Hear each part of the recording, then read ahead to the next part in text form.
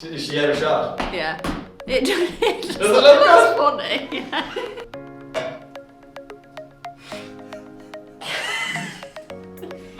Hi everybody. Vincent from Damson Cloud here. Jordan from Cloudshed here. Lauren from Cloudshed. You didn't say that.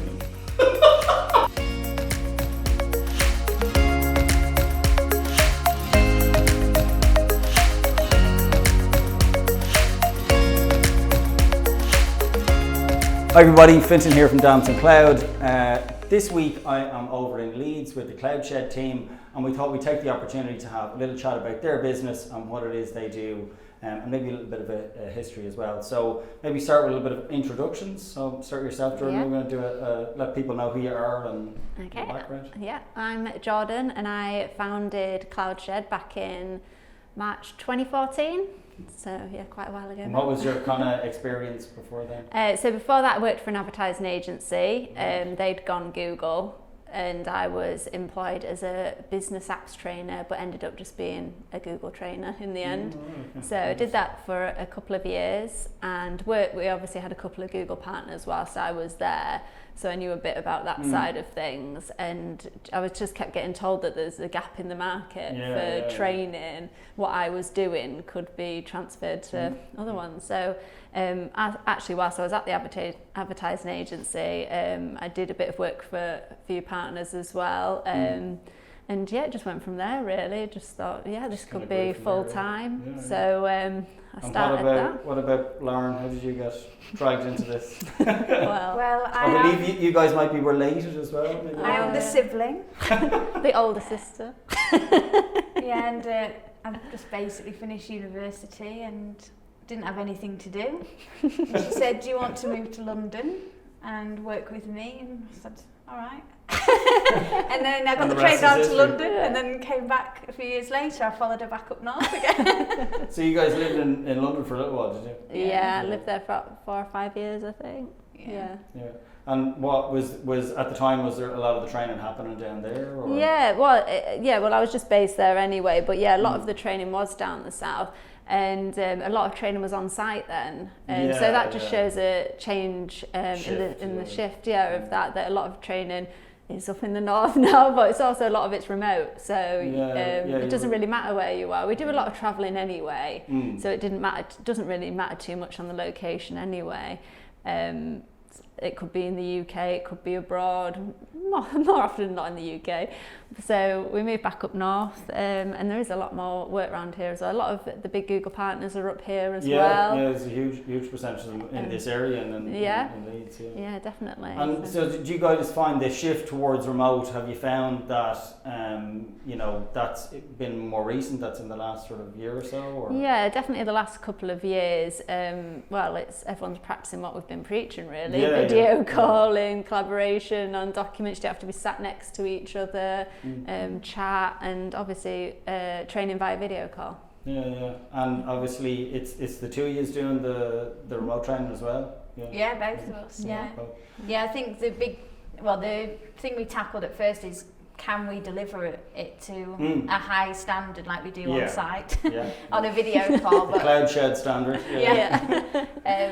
So we, Jordan mentioned in an interview you did earlier that we use the online Q&A and slides, and we do little tasks and stuff. We still do the sharing, the live collaboration demo, and when it's a video call. So we the only thing you have to tackle is trying to gauge what level people are at, even just navigating between the tabs in the browser and things like that, but it tends to go really well and the feedback's been really good. I think it's interesting that like keeping it engaging rather than the sort of stagnant webinar, lecture based where people are just listening, which is fine, but really that's just a demo. You know what I mean? But I think the fact that you guys are talking about having that interaction, people are actually on their laptops engaging with Google Docs or chat or whatever, I think that makes it much more valuable, and in one sense they're actually seeing the tools at their best because they're using them remotely wherever they are. So I think that's actually a really interesting way of doing it. do you see that kind of, continuing to grow, that's sort of maybe the future where definitely. these things are kind of going? Yeah, I think so. I mean, we've done most of the work we've done the last 2 years, well, mainly this year, has been remote. And I think a lot of businesses are picking up on that because they've got a lot of remote workers themselves, but also it cuts on costs, cuts on travel for us, for their workers having to travel to one location for training, because that's what a lot of clients do. They'll book a room somewhere and then everyone will travel to that location. So it cuts down on that. And it can fit around people's work patterns better. If they are really busy, they might think, oh, actually, I could take an hour out my day for Google Docs session and maybe I'll go to Sheets tomorrow, something like that. So it just fits into their work patterns a bit better. That was something you mentioned to me before, that you actually kind of often break up the sessions into smaller components. So rather than like, where maybe in person you might do a 3-hour session and they're locked in the room and they can't leave. So, and I think as well, keeping people's attention remote is different, you know what I mean? You can kind of gauge an audience and sort of see, are they watching and listening? Obviously there's other challenges with remote stuff. So that's obviously some way you've kind of tried to solve that by breaking it up. Yeah, definitely. We do longer sessions remotely as well sometimes, but the more popular ones are sort of over a period of a few weeks, maybe a couple of days a week, breaking it down into Gmail, calendar, docs, sheet slides, forms, Keep. And people joining then what they kind of want. Exactly, yeah. I think that's an interesting way of looking at it. They take more in that way as well. If they attended all of them all day, they probably wouldn't take that much away from it. But if they can break it up into different segments, it seems to work a lot better for them. Yeah. And how do you guys feel the kind of training of G Suite itself and the product has changed? Because you guys have been involved in this, as you say, since 2014, Lauren a little bit later on, but you've kind of seen both the ecosystem and, like ourselves, and the product, change over the years. Has that impacted, training, how training's delivered, or definitely. Support? I remember back when it was Google Apps, before 2014, when I was working at the agency. Oh yes, the name changes. Many name changes. It was 2012, we were gearing up for the Olympics, and because we were in London, we didn't know if anybody was going to be able to get into the office, how busy it was going to be. So we took that as an opportunity just after the rollout to engage people in Google, and we just put on sort of a week of back-to-back sessions of how to use Google, using Drive remotely, using the video calling. And even if you think back then, it was a bit of a harder sell because the products were good, but they weren't as a like-for-like replacement to what they were already using. So they were like, well, I can use Drive and Sheets maybe for that week, but after that I'll probably go back to how I am. So you do a lot of advanced Sheets training now, don't you? Yeah, I mean, like you just said, when I was initially training it, I learned as I went along what features businesses use and how they used it. It just comes with experience, but it was very much, you can use this for collaboration, but you're probably still going to need Excel for certain things. Whereas now it's like, actually, check this out. Even with Gmail, I think even up until probably maybe just over a year ago, it was still like, Outlook is a great product, but with the rest of G Suite, you're outweighing with the pros, what cons you have. But now with Gmail, with like snoozing, scheduling emails, confidential. I can't live without without the AI stuff now. The predicting your email, it's just love it. I know, and it's like it talks like me now. It knows me so well. It's crazy. It's really good. And did you use G Suite in university or in school? They did implement it, but they didn't do it great. It just literally happened overnight. So I logged in one day and my Outlook mailbox wasn't working, and then I logged into Gmail, and then they said you need to log into Gmail now. But we didn't really get to use the collaborative functionality. I think with the presentation we shared and stuff, but because people didn't show us, we didn't really know. So when we started training this, I thought, the training is the vital, most important bit. And do you think it's kind of interesting though, because I think Google has sort of reached almost a saturation point within universities and within the education sector. I think they're at 70% or something like that in the US. And it's similar certainly in Ireland and I think the UK as well. do you think that will have an impact as those people start to move up through the businesses? Oh yeah, definitely. I think businesses need to be thinking about that, because this is their future workers coming up now. And we've been training a lot of academies and doing the Google for Education side a lot recently. Really? That's interesting. They're going to be their future workers, and it might actually sway their decision. I think so. On where they want to work, what tools they have, because they want to be as productive as possible. You know, young want to prove themselves. If they see that they're using older tools, not mentioning any names. IBM Lotus Notes. Lotus Notes. But I think with Google, I mean, people who move over to it, who have used Microsoft for years, don't really realise straight away how user-friendly it is. So when you see kids using it, they're like, oh, there's a new button. Oh, docs for document, sheet for spreadsheets. Whereas we just know Word, Excel because it's been ingrained in us. But because it's so user-friendly, they'll probably utilise it a lot more features than I know I didn't utilise in Microsoft. Because when somebody first said to me, does it have track changes? I was like, what's track changes? Oh, suggestions, because you know what suggestions is, because it tells you. Makes sense. Exactly. I know, often I think that the difference with Google and Microsoft is, as you say, Google is actually ease of use, but I think Microsoft just has basically a built-in knowledge. Do you know what I mean? It's more familiarity. It's not actually ease of use. It's just that people know it. And they're two very different things. And it does take time, but I think over time people then realise that if they were to start again, actually this tool would be easier to use. Definitely. Do you know what I mean? But I think as we were saying before, the challenge often can be getting end users and getting customers to see the value and leverage the full value of the tool. Do you know what I mean? We've talked before about sometimes customers not valuing training. Do you know what I mean? Yeah, definitely. Is that a conversation you guys tend to have with obviously not after the training. No, I mean beforehand. Definitely beforehand. I mean, there's usually key people that know the value of training or have seen it elsewhere, and so they're the ones that introduce you in, and there's always a group of people that you need to convince, and like, well, people use Gmail, can't they just do it? Well, do we need to do that? Or should we just see how it goes? Or and it's not the see it how you go people. You get those a lot. Not really the way to do it. You're not going to bring about change like that.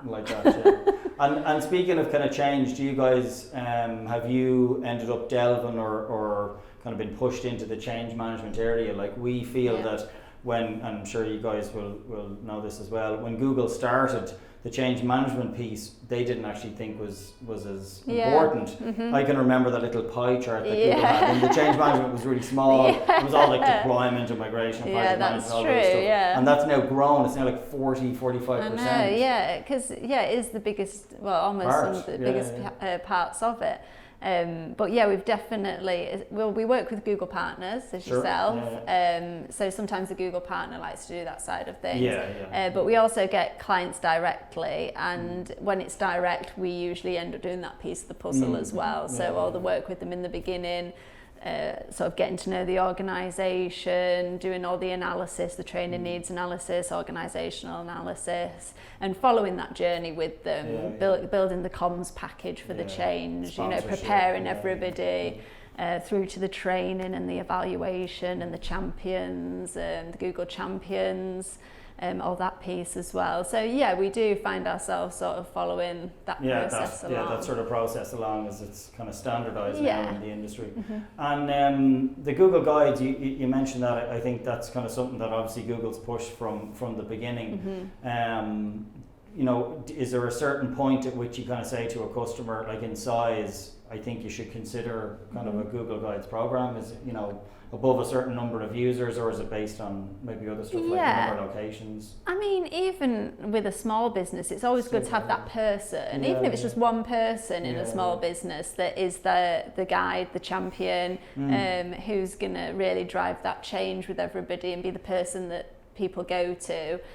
So from any size business, I think you can implement that. Obviously, if you're medium to large, you should have a team of people. And it's good to spread those across the business, so each area has somebody that they know that they can go to, just so they can ask questions, and we can get that feedback from them, from the business. Definitely ask for them to volunteer. Yes. Yeah, go on, what's your no, just with there's something behind that. Go on, tell us. Could you tell? No, I've just worked at organisations where maybe they've rushed it a bit and just said, just pick someone from your team. And sometimes they think it's a good idea to pick the person who's really against change, because sometimes organisations say we only are going to train the Google Guides, and no one else is getting training, so they think, well, that's the person who is going to need the training the most, so we're going to make them a Google Guide, and it doesn't always work out how they want it to be. You need to have somebody who is quite excited about it and they're open to it. Yeah, you need the enthusiasm as well. Yeah, because often they have like a t-shirt or a sign. We've seen signs hanging above people, aren't we, with the champion, and they're sat under the, and they're like, don't ask me a question. They try and leave them at the session. I'm like, don't forget your sign. It was hats as well. Another advertising is, don't forget your hats. They were unenthusiastic Google Guides. That's definitely something for customers to consider. Make sure your Google Guides are enthusiastic and want to do it. No, I think that idea of a sort of a self-evaluation is the right word, where they sort of say themselves they want to do it, put themselves forward, I think makes a lot of sense. Maybe people who've kind of used Google before, or maybe come from another Google company. Exactly, What have you guys seen, and I know you're maybe slightly later down the conversation with customers than maybe some other partners. We'd often talk to customers before they've moved. You guys may or may not have those kind of conversations. What tends to be some of the big drivers for companies as to why they've kind of chosen Google and what they're hoping it will kind of do within the business? Are there key 2 or 3 things that it tends to be? It tends to, so sometimes it starts because they've got maybe a new exec in who's used it somewhere else. And I see that a lot. Someone moves. They've moved across and they've seen the benefit, and then they've seen how this business isn't working, and thinking, well, we can improve things instantly by going to Google, because we'll have video conferencing rather than travelling up and down the country, so it's good for the environment, it saves on travel costs. So instant wins like that they can see when they go in to this business. But I do think it is a lot to do with money. Obviously, but a lot to do with everybody's got to think about their environmental impact as well. And I think especially big businesses, medium to big businesses, they have to start thinking about those things, and they are starting to think about those things. And a lot of the time we have to talk about the benefits. When we go in, we'll say this is the benefits you can have, and then at the end this is where you've got to the execs. And a lot of them will be, have we cut down on travel? How have we cut this down? Is it measurable? That's actually a KPI that they're trying to So that's like one of their main sort of driving. Have we cut down costs on it, on travel and things like that? So the collaboration and the remote working for businesses seems to be a big one as well. Big one, and I think a fresh start for the documents as well. You mentioned in a separate video earlier that people just store stuff on their desktop, or just even their server's a complete mess. I mean, one organisation, it was a while ago when we were based in London, they had a cyber attack basically, and all the files were just gone basically overnight. So they were like, we're going Google, we're starting again, we're having everything in Google Drive now, we're not having it scattered all over. And it can't be compromised then. And we often see that just as a migration partner, where we're sort of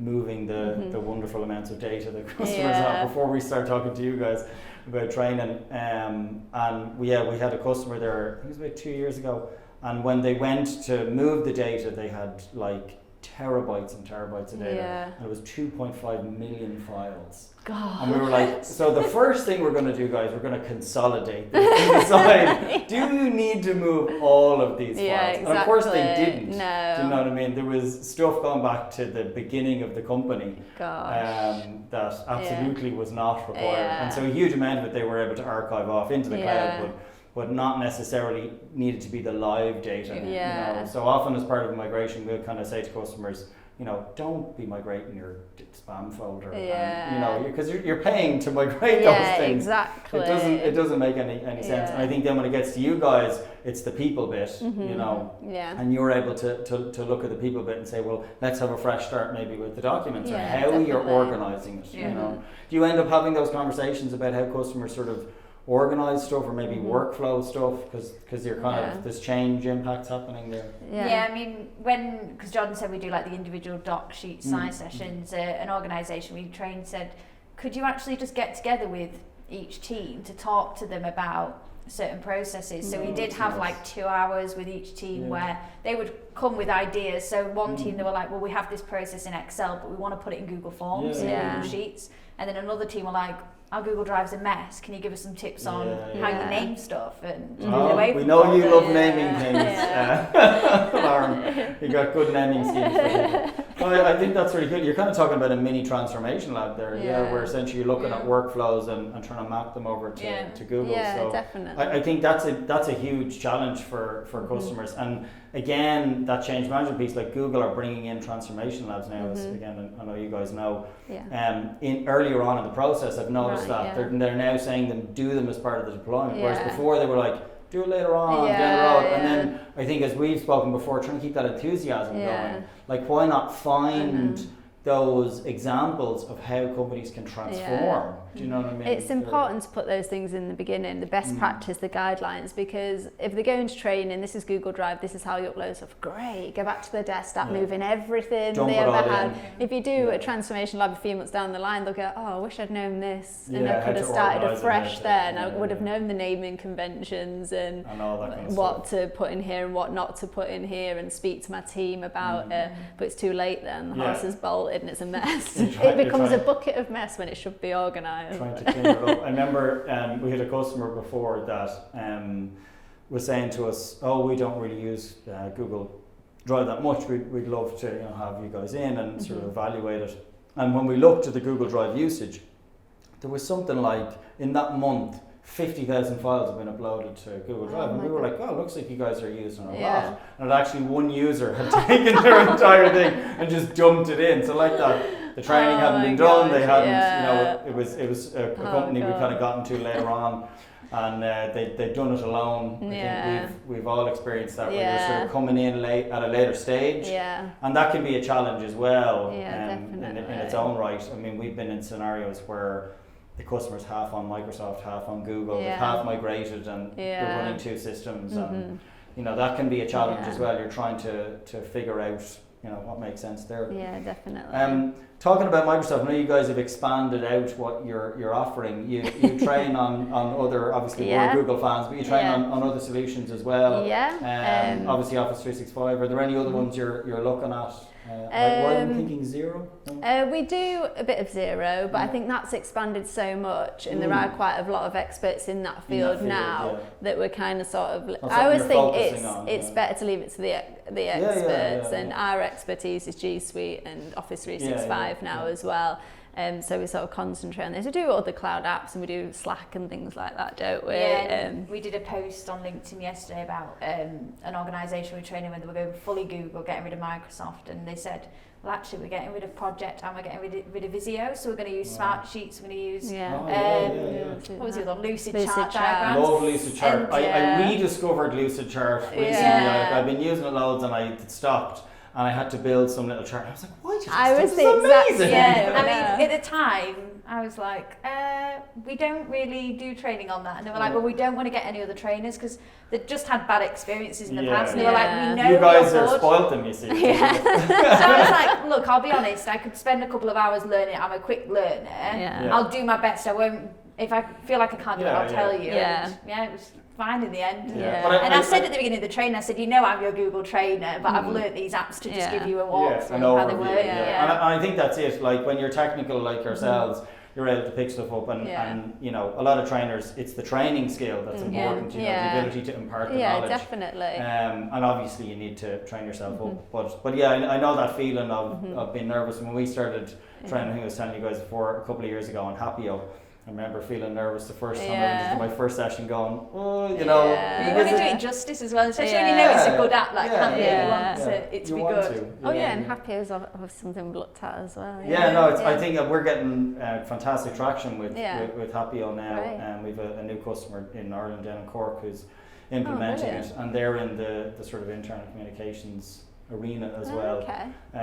I think it's one of those things where I think, you know, and training a big part of this, that internal comms, that sort of communication internally within a business as well, is becoming a differentiator for a lot of companies. So those ones that are able to effectively communicate their culture, you know, the type of organization that they want to be, you know, they're the ones that are getting ahead because their employees want to be part of that that organization. And I think obviously external communication is key, but I think tools like G Suite, like Happio, like Smart Sheets, all those sort of ones in the ecosystem really help to do that. Definitely, do you know what I mean? They enhance the experience. Definitely. They do, and any other applications that you guys sort of, not necessarily train on, but that maybe add-ons that you like? I love the new add-ons bar within Gmail now. You can obviously pull in all the Gmail apps. Because there's a Trello one, I think. The company, because I still use Trello a lot. Yeah, I was training the company the other day, and I said, there's loads of third-party stuff there, and I can't recommend because I don't know what you use. And I'm like, Trello, we'll add that. And there's random ones that we don't use, but they've said, we're going to add that. It's so much easier. I think CRM is a big one for customers because they're, you know, whatever their CRM is. And we use Copper internally, and I know a couple of our customers do. It used to be called ProsperWorks. Rebranded the US guys. And just but any of them, it's really nice having your CRM in your email. Because you go to the email and then it just like surfaces the information. Like here's the information on Cloudshed or on Damson or whatever. And Salesforce was the one that. Salesforce. I mean, you get that in Sheets as well now. Yeah, do you? You can pull data or push data pull it into Sheets, and I think you can view Sheets in Salesforce as well. You know why those integrations exist, though, don't you? That Google use Salesforce and Salesforce use Google. So the two companies, the two companies want to have the integration for themselves. You know, their whatever 100,000 employees. So I think it makes a lot of sense. It does. So in terms of the ecosystem, you guys work with Google partners as well. We do, obviously like ourselves. We work with a few Google partners. We have done all over across the years that we've been going. But as I say, we work directly with clients as well, which is good. And do you find that either way, does it ever take you outside the UK, or do you? We've been to New York. We managed to wrangle that. How did you wrangle that? My God, all the Google trainers in New York thinking. It was for a magazine, and it was good. Nice. It was really good. I went to Mumbai. That was good. That was with the ad agency before I went there. I thought you were just going to say Dublin or something. Dublin. I know you have. The Netherlands. Yes. The Netherlands. Netherlands, all right. Nice. And Sweden, I think, didn't you? A few places. I think I was going to go to Sweden. Oh yeah. I think probably ended up being a video call. I think it did. Yeah. I think I did it actually. I did. It's nice when you can kind of get a little bit of travel in. It's good because it's been a few times that partners from different countries have asked us to do. Because if it's like a global company, the UK, do the UK. We get that a lot as well. You do the UK change management or whatever, and I think it makes a lot of sense. Do you know what I mean? Definitely. You know, I'm a big fan of partnering, and you know, we've set up a little ecosystem amongst ourselves, some of the other Google partners in the UK, and I've extended. You know, we've got some other groups going with the kind of migration deployment partners. And I think it's hugely valuable because I think the way IT has gone, it's changed. You know what I mean? It's not like you can be a jack of all trades now and sort of, you know, do your IT support and know everything. Exactly. You know, there's machine learning and AI and big data. There's all these different pieces of the puzzle, isn't there? Yeah, so I think partnering makes a lot of sense. You know, you find people who are specialists in those areas. Okay guys, thanks for taking the time to do the video.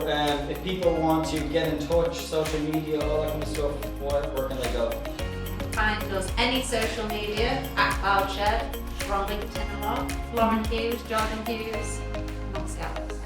Cool, thanks very much for joining us. See you guys next week.